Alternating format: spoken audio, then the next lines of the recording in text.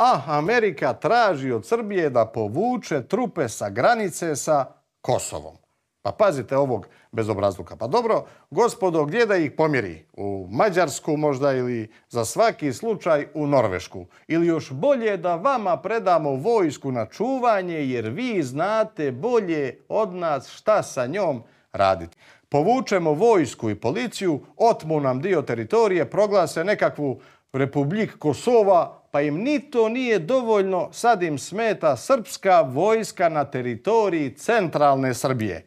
Pa iako je od vas tako jačih, mnogo je. Yes. Yay! Time for some drinks. Drinkies. Prijatno.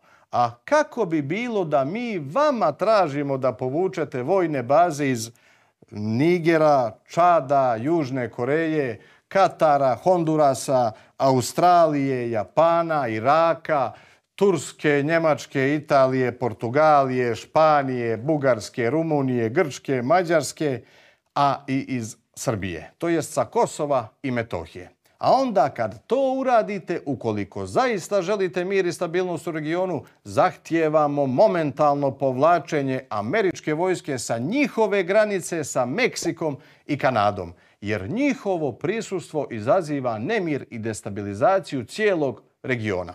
A ukoliko to ne uradite, slušajte ovako, mi ćemo vama da uvedemo sankcije, a prva mjera zna se. Vraćamo Jokića u Sombor. Nikola, ajde.